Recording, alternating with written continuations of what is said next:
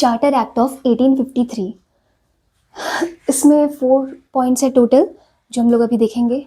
Charter act of 1853 जो है last charter act है। मैंने चार्टर एक्ट ऑफ 1793 जब पढ़ाया था तो मैंने उसमें बोला था कि वो फर्स्ट चार्टर एक्ट है। मैंने यहाँ पे लिख रखा था, ठीक है, क्योंकि मैं उससे कुछ हेल्प लेना चाह रही थी। बट यहाँ पे मैंने नहीं लिख रखा है कि ये लास्ट चार्टर एक्ट है, क्योंकि इसके लिए मैंने अलग से सोच करके रखा है कि इसके सारे पॉइंट्स याद रखने के लिए आपको यहाँ पे ये ध्यान रखना है, इसके लास्ट की जो 2 डिजिट्स है ना, उससे आपको हेल्प लेना है। क्या लेना है? 5 - 3।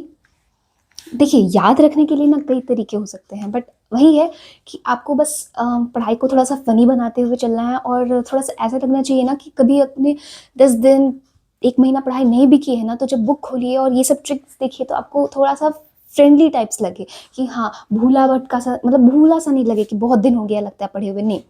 तो इसीलिए मैं बोलूँगी कि आप अपने बुक में लिख लीजिए, जैसे कि यहाँ पे है ना 1853, तो 5 - 3 = 2, और 2, मुझे तो 2 से, अब बहुत लोग बोलेंगे मुझे तो 2 इवन नंबर लगता है, मैं वो नहीं कह रही हूँ।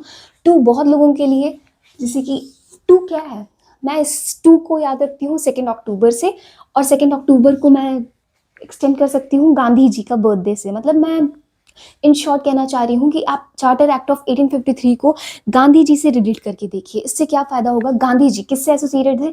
इंडियन नेशनल कांग्रेस से एसोसिएटेड थे, और इंडियन नेशनल कांग्रेस के बहुत सारे डिमांड्स थे। थोड़ा सा हिस्ट्री के इन्फॉर्मेशन को यहाँ पे आपको लाना पड़ेगा, ठीक है। इंडियन नेशनल कांग्रेस के कुछ डिमांड्स रहे हैं, उनसे ही रिलेटेड है ये charter act of 1853।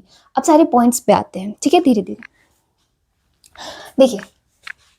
First time legislative and executive functions of governor generals council got separated. अभी तक आपको पता था कि रेगुलेटिंग एक्ट ऑफ 1773 ने एक एग्जीक्यूटिव काउंसिल बना दिया था गवर्नर जनरल को असिस्ट करने के लिए। बट ये जो चार्टर एक्ट ऑफ 1853 आया, उसमें क्या किया गया, जो एग्जीक्यूटिव फंक्शंस थे गवर्नर जनरल के काउंसिल के, जो अभी तक दोनों, जो गवर्नर जनरल का काउंसिल था, जो अभी तक दोनों एग्जीक्यूटिव लेजिस्लेटिव फंक्शंस दोनों वही कैरी आउट कर रहा था। बट इस चार्टर एक्ट ने, 1853 वाले चार्टर एक्ट ने अलग किया उस गवर्नर जनरल के काउंसिल के एग्जीक्यूटिव फंक्शंस को एंड लेजिस्लेटिव फंक्शंस को, ठीक है, सेपरेट किया गया है इसमें। क्या मतलब सेपरेट? इन द सेंस कि अब 6 न्यू मेंबर्स को ऐड किया गया, ठीक है। फर्स्ट एडिशन ऑफ, यहाँ से देखिए, एडिशन ऑफ 6 न्यू मेंबर्स, जिनको कहा गया लेजिस्लेटिव काउंसिलर्स, ठीक है। और ये 6 न्यू मेंबर्स जो लेजिस्लेटिव काउंसिलर्स कहलाए, ये सब मिल करके क्या कॉन्स्टिट्यूट किए? गवर्नर जनरल का लेजिस्लेटिव विंग, जो क्या कहलाया? इंडियन या फिर सेंट्रल लेजिस्लेटिव असेंबली, या फिर काउंसिल कह लीजिए आप, ठीक है। इंडियन सेंट्रल लेजिस्लेटिव काउंसिल बनकर के तैयार हुआ। यही है बर्थ ऑफ इंडियन पार्लियामेंट, क्योंकि ये जो है ना इंडियन लेजिस्लेटिव काउंसिल, वो एक मिनी पार्लियामेंट के तौर पे काम कर रहा था। जैसे ब्रिटेन में वहाँ की पार्लियामेंट काम किया करती थी, उसी सेम प्रोसीजर के अकॉर्डिंग यहाँ पे ये इंडियन लेजिस्लेटिव काउंसिल फंक्शन कर रहा था, ठीक है। तो यहाँ पे क्या लिखा है? फर्स्ट टाइम लेजिस्लेशन को एक स्पेशल फंक्शन माना गया गवर्नमेंट का, जिसके लिए एक स्पेशल मशीनरी आया, स्पेशल प्रोसेस आया। मतलब आप समझ रहे हैं, लेजिस्लेशन मतलब कानून बनाने का अधिकार, ठीक है। ये किसका डिमांड था? इंडियन नेशनल कांग्रेस सबका डिमांड रहा है। मैं मानती हूँ कि ये चार्टर एक्ट 1853 और इंडियन नेशनल कांग्रेस जो है वो 1885 में, मैं ये नहीं कह रही हूँ, मैं बस याद करने के पर्पज से बता रही हूँ कि आप इसको कोरिलेट कर सकते हो। 1853 5 - 3 = 2, गांधी जी, एंड गांधी जी किससे रिलेटेड थे? इंडियन नेशनल कांग्रेस, मतलब इंडियन लेजिस्लेटिव असेंबली, ठीक है। यहाँ पे मतलब इंडियन लेजिस्लेटिव काउंसिल, ये जो बन करके तैयार हुई है, वो लेजिस्लेशन का अधिकार, मतलब executive functions and legislative function separate हुए हैं। किन का डिमांड्स था? Indian national Congress. ये आपको मान करके चलना है, एज्यूम करके चलना है, क्योंकि ये तो ऑलरेडी सेपरेट हो चुका था एग्जीक्यूटिव एंड लेजिस्लेटिव फंक्शंस। तो मॉडरेट्स ने डिमांड करा था उसके बाद से कि अब executive and judicial functions separate होने चाहिए, उनके डिमांड्स थे। तो सेम ग्राउंड पे लग रहे हैं ना, तो आपको ऐसे कोरिलेट कर सकते हो, ठीक है। इससे कोरिलेट करिए, थोड़ा सा करिए, थोड़ा सा वाइडर आप जाइएगा, इधर उधर से कोरिलेट करिएगा तो थोड़ा सा याद रहेगा, ठीक है। याद रखने में इजी होगा। कल कोई क्वेश्चन आ जाता है कि ये इंडियन लेजिस्लेटिव काउंसिल कौन से एक्ट के अंदर स्टैब्लिश किया गया था, तो आपको तुरंत दिमाग लगाना है। लेजिस्लेटिव काउंसिल, कानून बनाने का अधिकार, यहाँ पे क्या होगा? कानून बनेगा।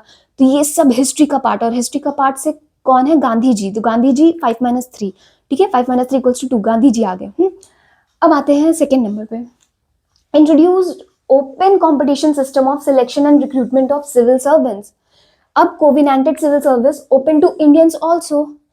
अब देखिए ओपन कंपटीशन सिस्टम, ठीक है, मतलब अब इंग्लिश वालों के लिए, जो ब्रिटिशर्स हैं, जो इंग्लिश एम्प्लॉयज़ होंगे, उनके लिए स्पेशल रिजर्वेशन नहीं होगा और इंडियंस के साथ पार्शियलिटी अब नहीं होगा, अब ओपन कंपटीशन सिस्टम होगा। ओपन हो गया मतलब अब इक्वालिटी है, वो भी बराबर, इंडियंस भी बराबर, अब इंग्लिश वाले भी बराबर, ठीक है, बराबर मतलब इक्वालिटी।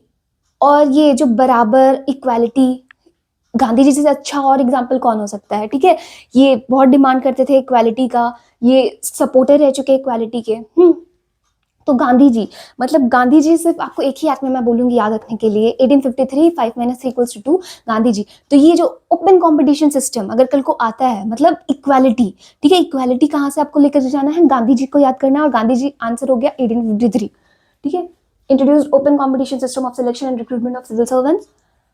अब third point, extended company rule and allowed it to retain possession of Indian territories on trust for British Crown। ये उतना इंपॉर्टेंट नहीं है, अगर सारे पॉइंट्स में देखूंगी तो थर्ड जो पॉइंट है वो सबसे कम इंपॉर्टेंट है, ठीक है। यहाँ पे बस इतना कहा गया है कि कंपनी को अभी भी अलाउ किया गया है कि ठीक है, वो जितनी भी इंडियन टेरिटरीज है वो ब्रिटिश क्राउन के ट्रस्ट पे अभी भी होल्ड करेगा। बट ये 1853 जब आया तो इसमें टाइम पीरियड स्पेसिफाई नहीं किया गया कब तक कंपनी ब्रिटिश क्राउन के टेरिटरीज को होल्ड करके रखेगा, ठीक है, टाइम पीरियड अभी स्पेसिफाई नहीं किया गया है। Fourth point, first time local representation got introduced in the Indian legislative council. Indian legislative council ही खुद पहली बार बन रही है, तो लोकल रिप्रेजेंटेशन भी पहली बार ही इंट्रोड्यूस हो रही होगी उसमें, ठीक है। Local representation, local government, local representation, आप गांधी जी से ही इसको रिलेट कर सकते हो कि लोकल रिप्रेजेंटेशन पहली बार इंट्रोड्यूस हुई, ठीक है। डिमांड किसने की थी, लोकल रिप्रेजेंटेशन होनी चाहिए भाई, गांधी जी ने। आपको पता है ना वो आर्टिकल 40, ठीक है, गांधी जी। तो इस तरीके से आप याद करो, कोरिलेट करो अलग अलग चैप्टर्स को, ठीक है। Local representation got introduce in Indian legislative council. कैसे लोकल रिप्रेजेंटेशन, ये जो 6 न्यू मेंबर्स ऐड हो रहे थे उसमें से 4 मेंबर्स कहा गया कि वो 4 मेंबर्स कहाँ से आएंगे, appointed by the local provincial governments. ये जो प्रोविंशियल गवर्नमेंट्स है वहाँ से अपॉइंट होकर के आएंगे, ठीक है, मद्रास से। कहने के लिए है कि यहाँ पे लोकल रिप्रेजेंटेशन हो रहा है, बट वो मिली भगत था सरकार से, तो वो मतलब ऊपर ऊपर से बस दिखाया गया कि लोकल रिप्रेजेंटेशन है, ठीक है। मद्रास, बॉम्बे, बंगाल एंड आगरा, ठीक है, ये चार आपको याद होने चाहिए। ये 3 तो याद हो जाएंगे, ये 3 प्रेसिडेंसीज, और एक प्रेसिडेंसीज को याद करने का मतलब आप ट्रिक बना सकते हो यहाँ से, जैसे कि मद्रास तो हो गया, बॉम्बे एंड बंगाल स्टार्ट कैसे होता है, बी एंड बी दोनों को मिलाइए क्या बनेगा, बीबी। और फिर ये क्या है, आगरा करना पड़ता है उनके सामने, ठीक है। तो इतना ही इस वीडियो में। नेक्स्ट हम लोग कंटिन्यू करने वाले हैं क्राउन रूल से, government of India act of 1858 से। Till now, thank you.